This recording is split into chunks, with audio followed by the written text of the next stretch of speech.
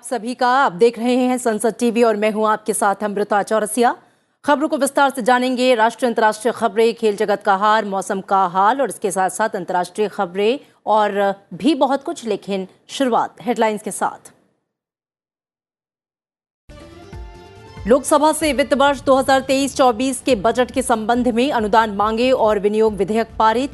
सदन ने ध्वनिमत से कटौती प्रस्तावों को किया नामंजूर। वित्त विधेयक के कल सदन में पेश होने की उम्मीद। गतिरोध खत्म करने के लिए राज्यसभा सभापति ने बुलाई सर्वदलीय बैठक। सांसदों से सदन चलाने की अपील के बावजूद सदन में गतिरोध जारी। अवरोध की भेंट चढ़ा बजट सत्र के दूसरे हिस्से की अब तक की कार्यवाही। मोदी सरनेम टिप्पणी मामले में कांग्रेस नेता राहुल गांधी को 2 साल की सजा। मानहानि केस में सूरत कोर्ट ने सुनाया फैसला। कर्नाटक के कोलार में 2019 में आयोजित जनसभा में दिया था बयान। शहीदी दिवस पर स्वतंत्रता सेनानी भगत सिंह, सुखदेव और राजगुरु को याद कर रहा है देश। संसद के दोनों सदनों में दी गई श्रद्धांजलि। प्रधानमंत्री ने कहा, अमर बलिदान को हमेशा याद रखेगा देश।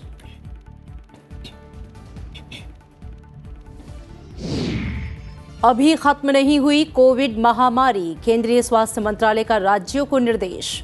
महामारी के प्रबंधन का करें उपाय। देश में 140 दिन बाद कोविड के दैनिक मामलों में सर्वाधिक वृद्धि। 1300 नए मामले दर्ज।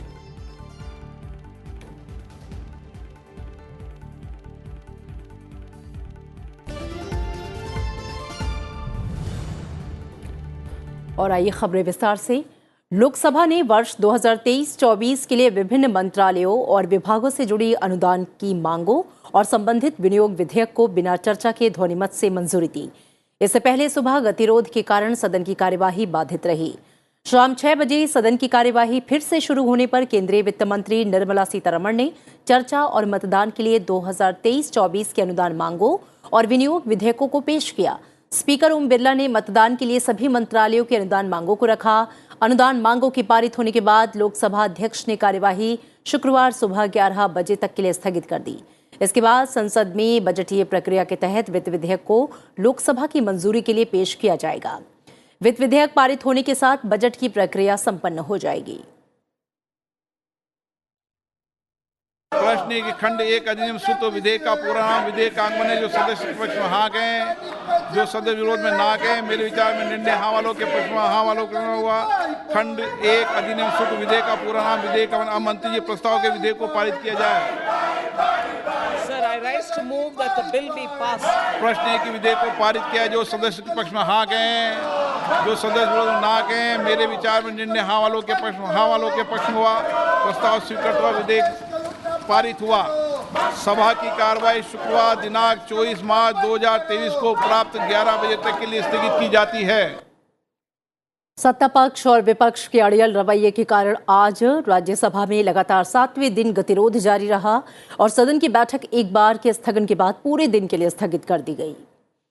राज्यसभा में आज भी शून्यकाल और प्रश्नकाल नहीं हो सका। सुबह कार्यवाही शुरू होने पर शहीद दिवस के अवसर पर पूरे सदन ने स्वतंत्रता सेनानी भगत सिंह, राजगुरु और सुखदेव की शहादत को याद कर उन्हें श्रद्धांजलि अर्पित की। इसके बाद सभापति जगदीप धनखड़ ने आवश्यक दस्तावेज सदन के पटल पर रखवाए। उन्होंने नियम 267 के तहत 12 नोटिस मिलने की जानकारी दी और इसी बीच सत्ता पक्ष के सदस्यों ने राहुल गांधी से माफी की मांग शुरू कर दी।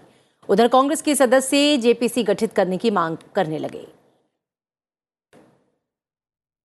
I can assure you, I go through each of the notices very carefully, apart from the compliance part of it, because the notices emanate from honorable members. And it is after deep deliberation that I indicate that these issues could have been raised earlier, and there are avenues available where these issues could be raised.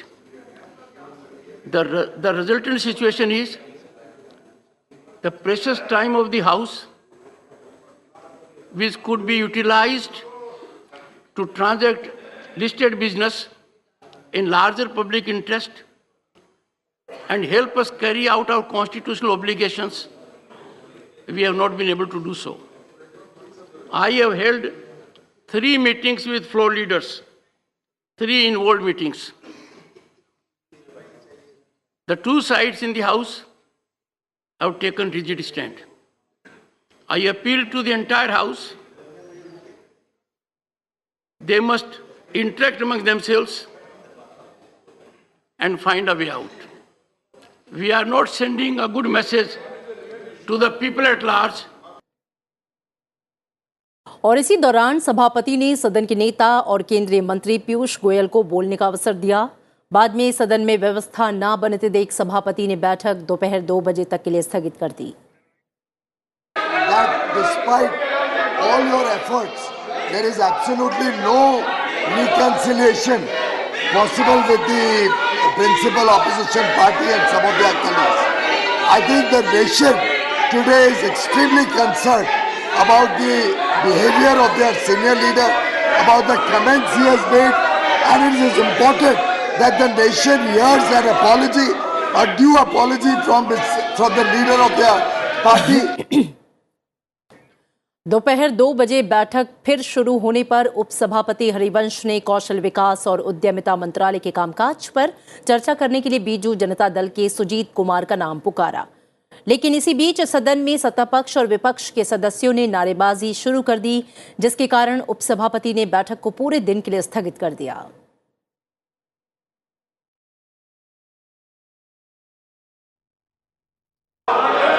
माननीय Shri Sujeet Kumar ji to continue discussion on the working of the ministry of skill development and entrepreneurship. Please आप बैठ जाओ। Sir धन्यवाद। Please sir अगले 25 साल में सदस्यगण आप बैठे और सुजीत कुमार जी को बोलने दें। या आत्मनिर्भर भारत का बोल रखे हैं, हाउस में डिसऑर्डर इसको पूरा करना है sir. At 11 hours on Friday, the 24th March 2023. और इससे पहले राज्यसभा सभापति जगदीप धनखड़ ने आज सदन के सुचारू संचालन और जारी गतिरोध को समाप्त करने के लिए सदन में विभिन्न राजनीतिक दलों के नेताओं के साथ बैठक की। बैठक में सदन के नेता पीयूष गोयल, संसदीय कार्य मंत्री प्रहलाद जोशी, कांग्रेस नेता जयराम रमेश, समाजवादी पार्टी के नेता रामगोपाल यादव, सीपीएम के नेता एलआईएम करीम, जेएमके पार्टी नेता तिरुचि शिवा, आम आदमी पार्टी के संजय सिंह, बीजू जनता दल के सस्मित पात्रा और अन्य नेताओं ने इसमें हिस्सा लिया। बैठक के बाद सभापति जगदीप धनखड़ ने कहा कि सदन के सुचारू संचालन के लिए विभिन्न दलों के नेताओं के साथ उन्होंने 3 बैठकें की हैं। उन्होंने राजनीतिक दलों के नेताओं से सदन में जारी गतिरोध समाप्त करने का आग्रह किया। बजट सत्र के दूसरे चरण की शुरुआत से ही संसद का कामकाज लगातार बाधित हो रहा है। बीजेपी लोकतंत्र पर कांग्रेस नेता राहुल गांधी की टिप्पणी को लेकर उनसे माफी की मांग कर रही है, जबकि विपक्षी दल अडानी समूह के मुद्दे पर संयुक्त संसदीय जांच समिति गठित करने की मांग कर रहे हैं।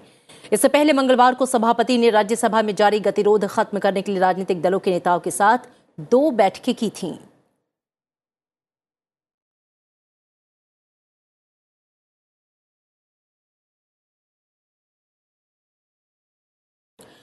और आज शहीदी दिवस पर महान स्वतंत्रता सेनानी भगत सिंह, सुखदेव और राजगुरु को कृतज्ञ देश श्रद्धांजलि दे रहा है। संसद के दोनों सदनों में आज वीर सपूतों को नमन किया गया। राज्यसभा में सभापति जगदीप धनखड़ ने शहीदी दिवस के मौके पर भारत के 3 महान सपूतों और स्वतंत्रता सेनानियों सरदार भगत सिंह, सुखदेव और राजगुरु की शहादत को याद किया। सदन में उन्हें श्रद्धांजलि अर्पित की गई और उनके सम्मान में कुछ पलों का मौन भी रखा गया। सभापति ने कहा कि इनकी शहादत आने वाली पीढ़ियों को प्रेरित करती रहेगी। वहीं सदन की बैठक शुरू होने पर लोकसभा अध्यक्ष ओम बिरला ने भगत सिंह, सुखदेव और राजगुरु के शहीदी दिवस का उल्लेख करते हुए उन्हें श्रद्धांजलि दी। प्रधानमंत्री नरेंद्र मोदी ने भी शहीद दिवस के अवसर पर भगत सिंह, सुखदेव और राजगुरु को श्रद्धांजलि अर्पित की और कहा कि देश उनके बलिदान को हमेशा याद रखेगा। भगत सिंह, सुखदेव और राजगुरु को लाहौर षड्यंत्र मामले में मौत की सजा सुनाए जाने के बाद आज ही के दिन अंग्रेजी हुकूमत द्वारा फांसी पर लटका दिया गया था। इसलिए उनकी शहादत को नमन करने के लिए 23 मार्च को शहीद दिवस के रूप में मनाया जाता है। सूरत की एक अदालत ने मोदी उपनाम संबंधी टिप्पणी को लेकर कांग्रेस नेता राहुल गांधी के खिलाफ 2019 में दर्ज आपराधिक मानहानि के एक मामले में उन्हें 2 साल के कारावास की सजा सुनाई है। हालांकि अदालत ने राहुल गांधी को जमानत भी दे दी है और उनकी सजा पर 30 दिन की रोक लगा दी है ताकि कांग्रेस नेता उसके फैसले को ऊपरी अदालत में चुनौती दे सकें। जब फैसला सुनाया गया तब उस वक्त राहुल गांधी भी अदालत में ही मौजूद थे। इस फैसले के बाद राहुल गांधी की वायनाड संसदीय चुनाव क्षेत्र से संसद सदस्यता भी जा सकती है और वहां उपचुनाव कराना पड़ सकता है। कांग्रेस नेता ने 2019 के लोकसभा चुनाव से पहले कर्नाटक के कोल्लार में एक जनसभा को संबोधित करते हुए मोदी सरनेम पर आपत्तिजनक टिप्पणी की थी। बीजेपी विधायक प्रणेश मोदी ने राहुल गांधी की कथित अपमानजनक टिप्पणी के खिलाफ मामला दर्ज कराया था। और बीजेपी ने 4 राज्यों में अध्यक्ष बदले हैं। बीजेपी ने बिहार विधान परिषद के सदस्य और पूर्व मंत्री सम्राट चौधरी को पार्टी की बिहार इकाई का अध्यक्ष नियुक्त किया है। वो बिहार भाजपा अध्यक्ष के रूप में संजय जायसवाल की जगह लेंगे। पार्टी ने चित्तौड़गढ़ से सांसद चंद्र प्रकाश जोशी को बीजेपी के राजस्थान इकाई का अध्यक्ष बनाया है। पार्टी महासचिव अरुण सिंह की ओर से जारी अलग अलग विज्ञप्तियों के मुताबिक दिल्ली बीजेपी के कार्यकारी अध्यक्ष वीरेंद्र सचदेवा को दिल्ली प्रदेश बीजेपी के अध्यक्ष और ओडिशा के पूर्व मंत्री और वरिष्ठ नेता मनमोहन सामल को प्रदेश इकाई के अध्यक्ष की जिम्मेदारी सौंपी गई। पार्टी अध्यक्ष जेपी नड्डा ने इन नियुक्तियों को हरी झंडी दी है और ये तत्काल प्रभाव से लागू होंगी।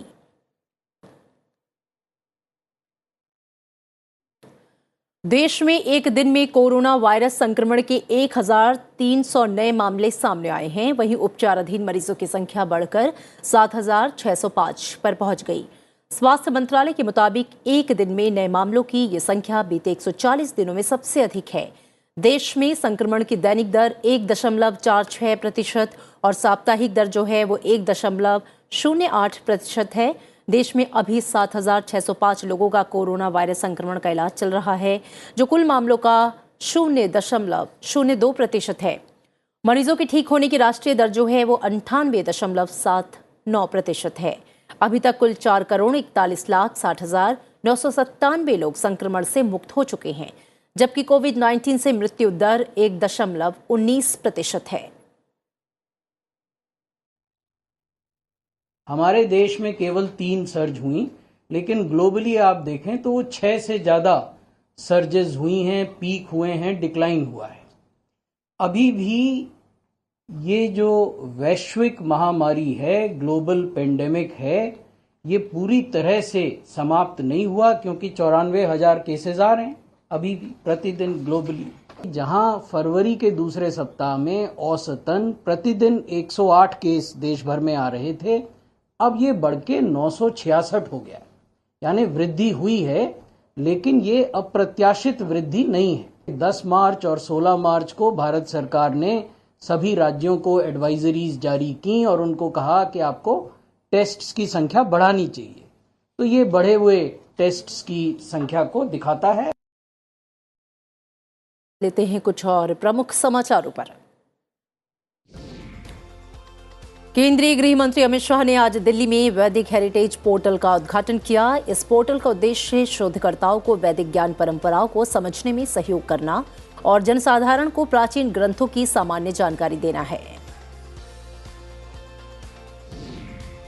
महाराष्ट्र के मुख्यमंत्री एकनाथ शिंदे नीत शिवसेना ने संजय राउत को संसदीय पार्टी के नेता के पद से हटा दिया है और उनके स्थान पर लोकसभा सदस्य गजानन कीर्तिकर को नियुक्त किया है।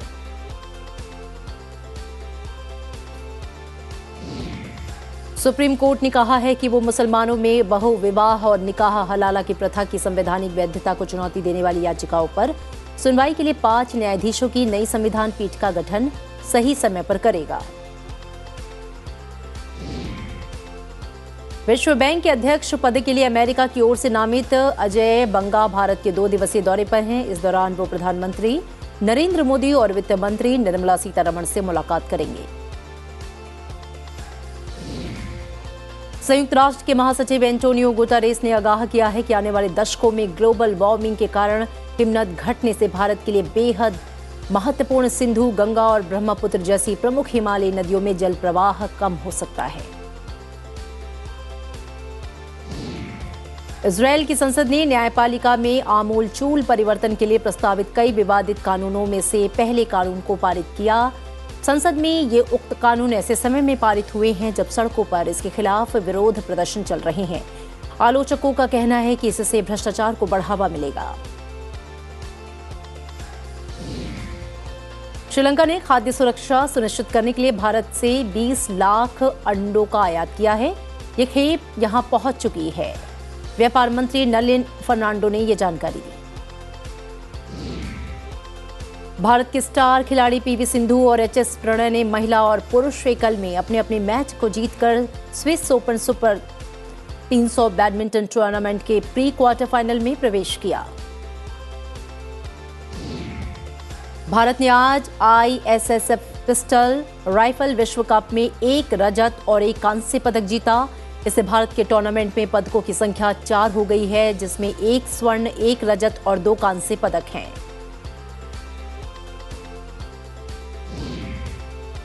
लोकसभा अध्यक्ष ओम बिरला, कांग्रेस अध्यक्ष मल्लिकार्जुन खड़गे और अन्य सांसदों ने संसद में शहीद दिवस पर स्वतंत्रता सेनानी और समाजवादी चिंतक राम मनोहर लोहिया को श्रद्धांजलि दी। प्रधानमंत्री नरेंद्र मोदी ने उन्हें श्रद्धांजलि देते हुए कहा कि केंद्र सरकार उनकी दूरदृष्टि को साकार करने के लिए कड़ी मेहनत कर रही है।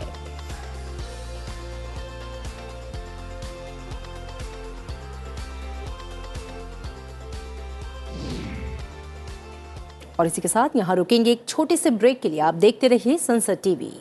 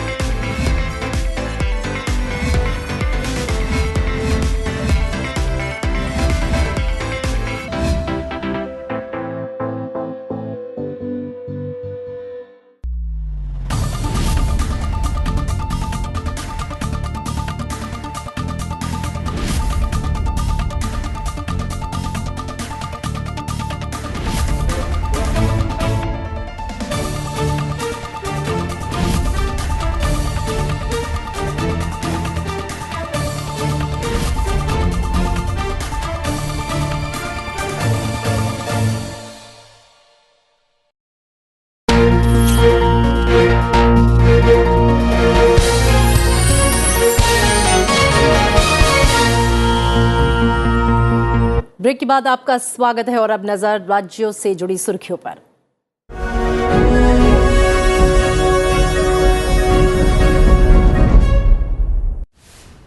वित्त मंत्री निर्मला सीतारमण अमेरिका में कुछ बैंकों के विफल होने और क्रेडिट स्विस के संकट से आने की पृष्ठभूमि में 25 मार्च को सार्वजनिक क्षेत्रों के बैंकों के प्रमुखों से मुलाकात कर बैंकों के प्रदर्शन की समीक्षा करेंगी। असम के डिब्रूगढ़ शहर में 2 दिवसीय G20 की बैठक में हिस्सा लेने के लिए 20 सदस्य देशों सहित 9 अतिथि देशों के कुल 103 प्रतिनिधि पहुंच गए हैं। ये बैठक अनुसंधान और नवाचार पहल पर केंद्रित है। तमिलनाडु विधानसभा ने राज्य के राज्यपाल RN रवि द्वारा पुनर्विचार के लिए सरकार को लौटाए गए जुए पर प्रतिबंध संबंधी विधेयक को सर्वसम्मति से फिर से पारित कर दिया है। उत्तर प्रदेश के मुख्यमंत्री योगी आदित्यनाथ ने लखनऊ में UPPSC द्वारा चयनित 496 अभ्यर्थियों को नियुक्ति पत्र सौंपे। उन्होंने आशा जताई कि सभी अधिकारी अपने कर्तव्यनिष्ठ आचरण से आत्मनिर्भर उत्तर प्रदेश के निर्माण में महत्वपूर्ण भूमिका निभाएंगे। उत्तराखंड के मुख्यमंत्री पुष्कर सिंह धामी ने अपनी सरकार का 1 साल पूरा कर लिया है और इस मौके पर कहा कि सरकार के कामकाज में तेजी लाने के लिए जल्द ही जवाबदेही तय की जाएगी और हर महीने कार्यों की समीक्षा होगी।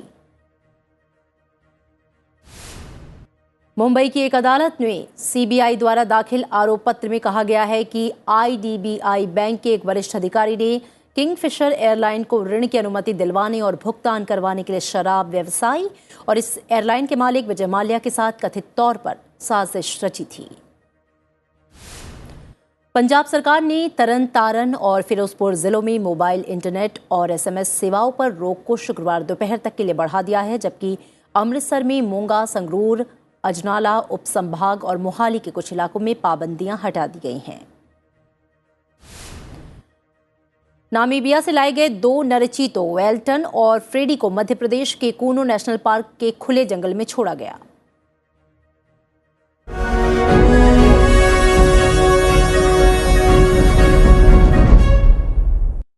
भारत ने संयुक्त राष्ट्र मानवाधिकार परिषद में एक प्रस्ताव के माध्यम से ये बताया है कि संयुक्त राष्ट्र के मानवाधिकारों के सार्वभौमिक घोषणा में महात्मा गांधी के विचारों की प्रतिध्वनि है। 89 देशों के समर्थन से इस संयुक्त बयान को आज संयुक्त राष्ट्र के जिनेवा स्थित संगठनों में भारत के स्थायी प्रतिनिधि इंद्रमणि पांडे ने इस प्रस्ताव को पेश किया और अन्य देशों से इसमें शामिल होने की अपील की। उन्होंने अपने बयान में कहा कि संयुक्त राष्ट्र मानवाधिकार घोषणा में महात्मा गांधी की अहिंसा और राजनीतिक, सामाजिक और आर्थिक तौर पर गरीबों को शामिल करने की बातें संयुक्त राष्ट्र के सतत विकास लक्ष्यों में शामिल की गई हैं। उन्होंने कहा कि महात्मा गांधी के 5 मूल विचार थे: अहिंसा, स्वराज, सत्याग्रह, सर्वोदय और ट्रस्टीशिप, जो संयुक्त राष्ट्र चार्टर और मानवाधिकार परिषद की घोषणा में भी शामिल है।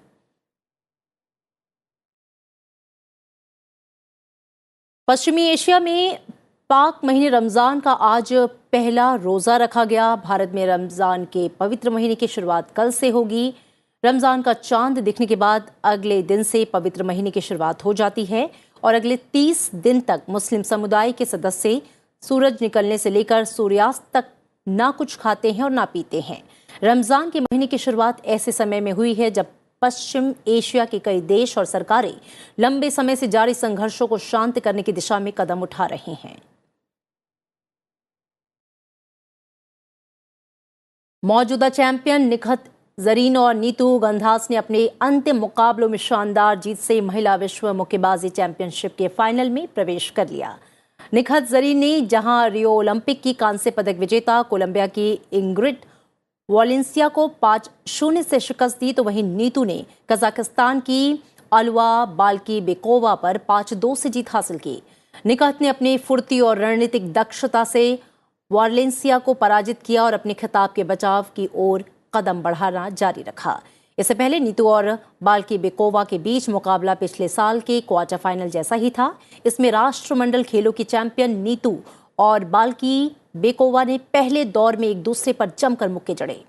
हालांकि कजाकिस्तान की मुक्केबाज ज्यादा हावी रही, जिससे पहला राउंड 3-2 से उनके नाम रहा। दूसरे राउंड में नीतू ने मजबूत वापसी करते हुए दमदार हुक्स और जैब्स जड़े।